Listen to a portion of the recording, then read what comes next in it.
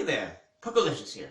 Well, if you haven't already noticed, I'm still not in the normal location of where I create my videos. But don't worry, tomorrow I will be back home. It's just that right now, I'm below the age of 18, therefore meaning, I don't have my own home. I live with my mother because I'm below the age of 18. That's all I'll say. I won't say the exact age, you weirdos. Not to say that you're all weirdos, but there are some weird people on the internet. But anyway, so yeah, tomorrow, on Sunday, I will be back at my home. However, besides all of that news, let's get on to the subject of the video. So yes, as the video title said, this is what I plan to do as president, and I'm assuming that right about now, American patriotic music is starting to play. But anyway,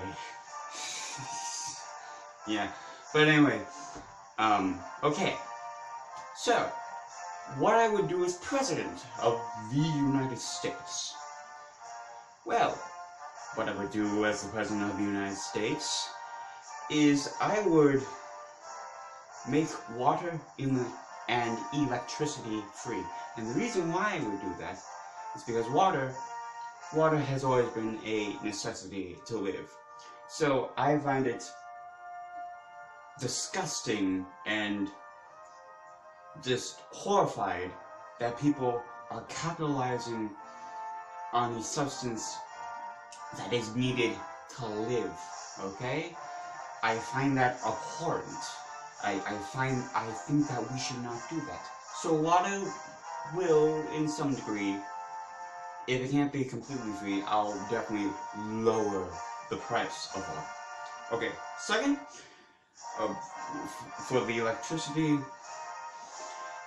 again, especially in the modern era, electricity has become a necessity to live, which is why it should be free, in my opinion. And in fact, how I'll make electricity free is I'll use the plans that were created by Nikola Tesla for how to have electricity flow. Because his ideas for how to make electricity flow would have made electricity free.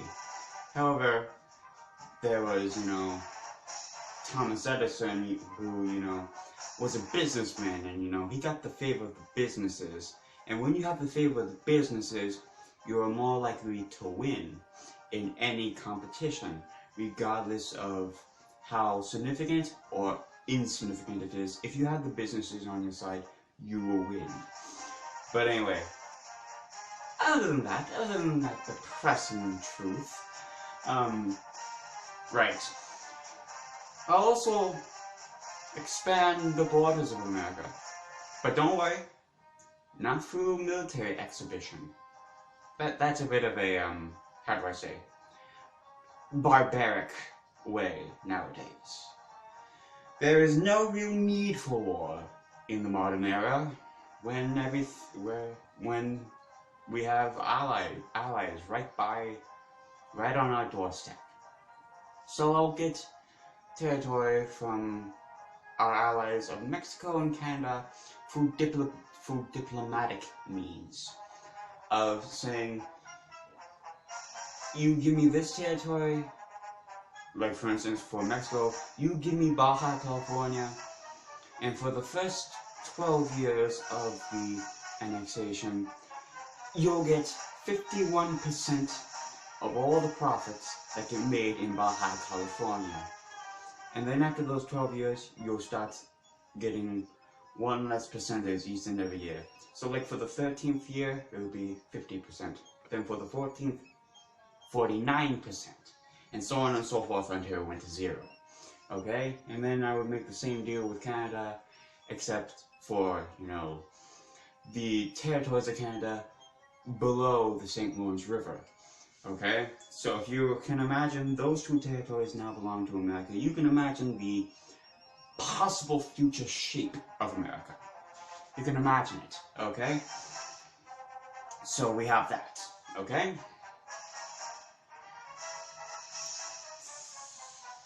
Thirdly, I'll make it so that we, sort of stop trading with China, or trade with China a bit less, and start trading with our allies, because it makes more sense to, trade with your allies than trading with your essential enemy, making them stronger. It doesn't really make sense to make your enemy stronger, and they want to fight you. It doesn't really make sense.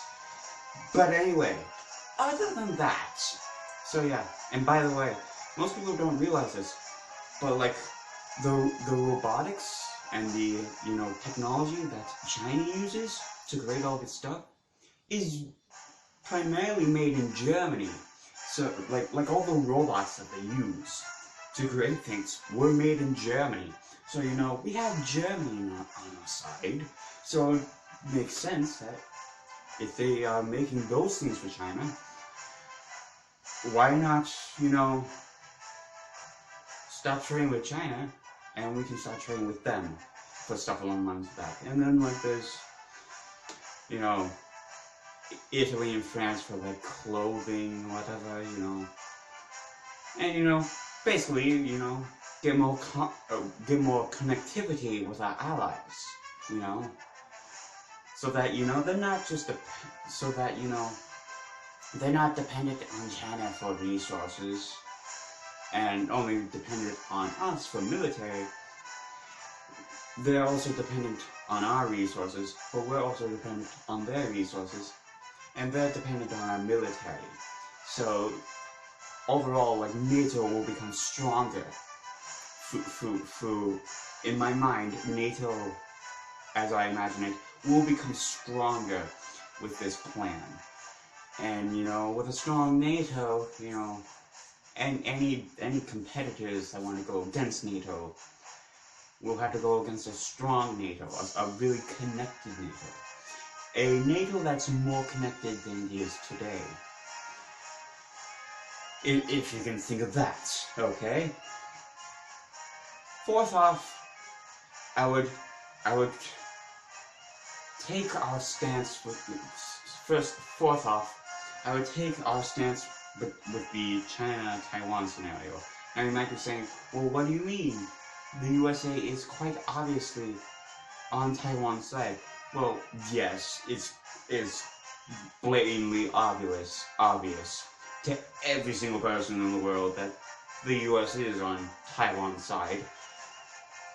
But, like, China does not know if they attack Taiwan, if it will lead to America responding. With me as president, I can assure CCP control China that America will respond. And, I plan on creating alliances as well.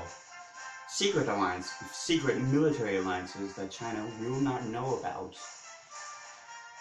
to ensure victory over them, because Taiwan is China's last chance for democracy. It's the last holdout of Chinese democracy. And if we were to lose that, then there's basically no hope for democracy to ever come back to the Chinese mainland. So it's very important that we keep Taiwan alive, or rather the Republic of China alive at all costs. Even if that means, angering the CCP, which,